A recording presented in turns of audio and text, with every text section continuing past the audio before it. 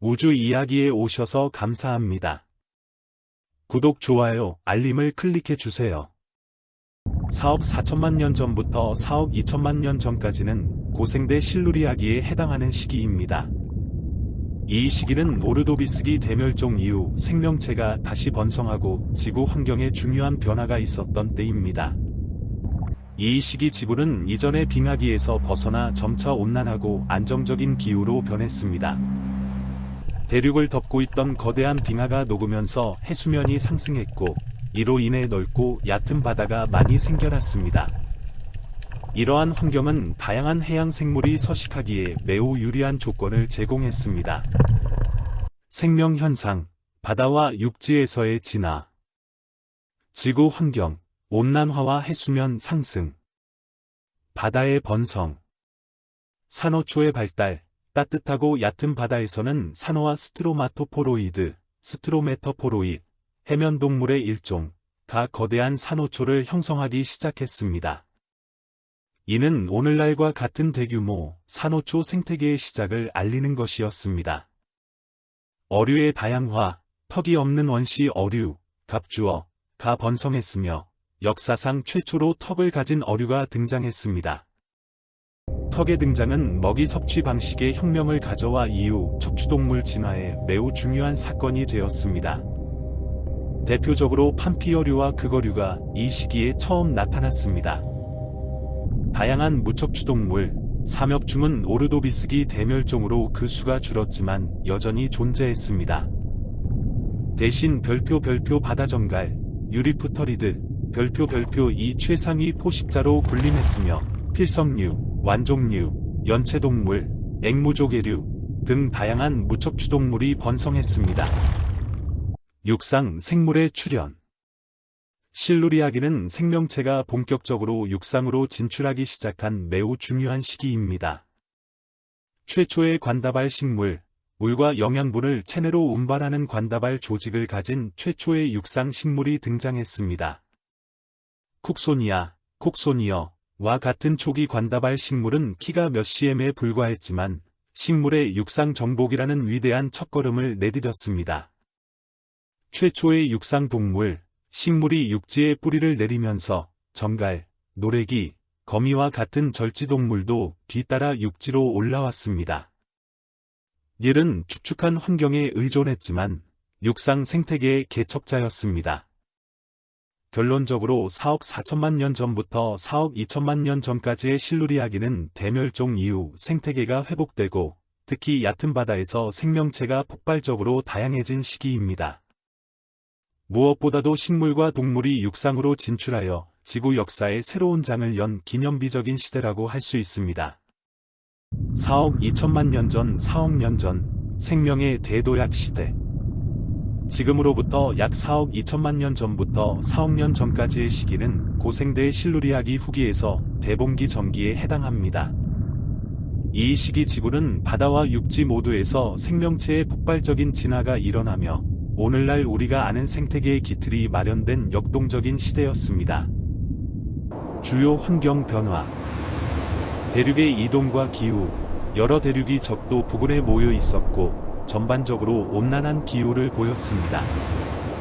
실루리아기 초기에 있었던 대규모 빙하가 녹으면서 해수면이 상승하여 얕은 바다가 넓게 펼쳐졌습니다.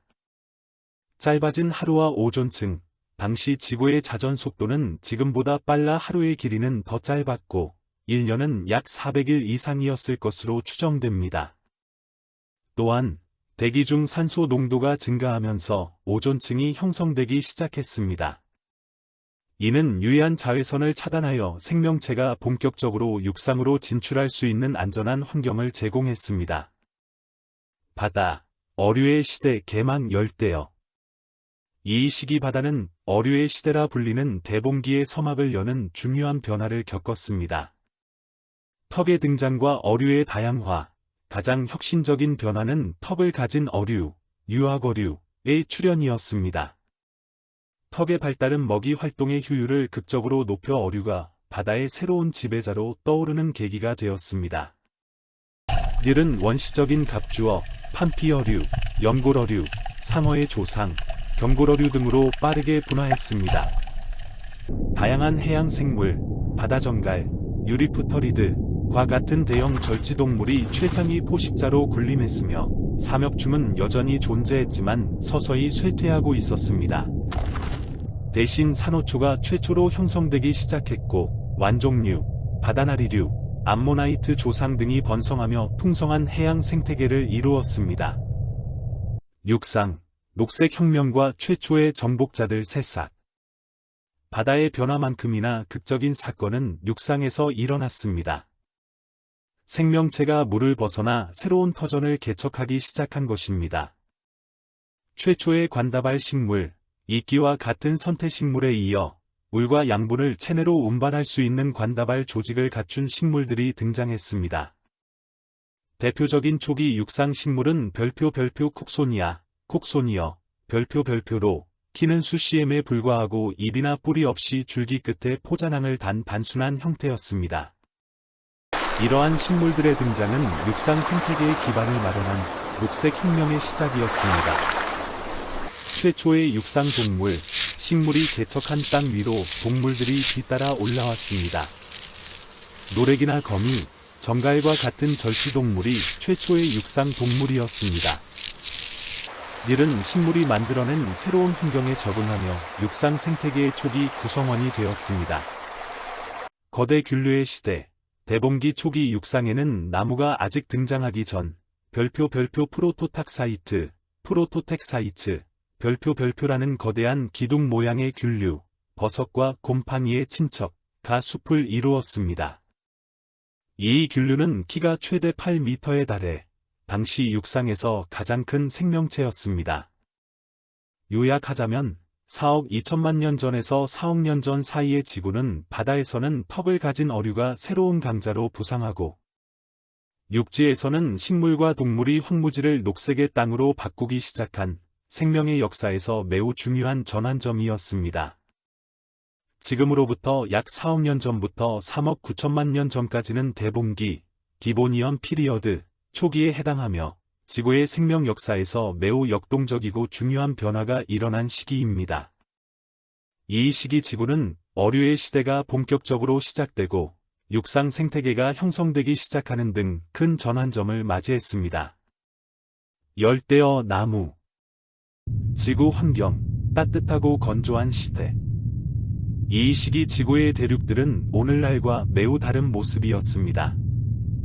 거대한 곤드와나, 간다너, 대륙이 남반구에 자리 잡고 있었고 더 작은 유라메리커 대륙이 적도 부근에 위치해 있었습니다. 전반적으로 기후는 온화하고 따뜻했으며 특히 적도 지역은 건조한 기후를 보였습니다. 대기 중 산소 농도는 현재보다 다소 낮았지만 점차 증가하는 추세였습니다. 대봉기는 흔히 별표 어류의 시대 별표라고 불릴 만큼 어류의 다양성이 폭발적으로 증가했습니다. 이 시기 바다는 온갖 종류의 어류들이 지배하기 시작했습니다. 바다, 어류의 폭발적인 진화. 판피어류, 플레코더미 머리와 몸 앞부분이 단단한 골판으로 덮인 어류로 대봉기의 가장 대표적인 포식자였습니다.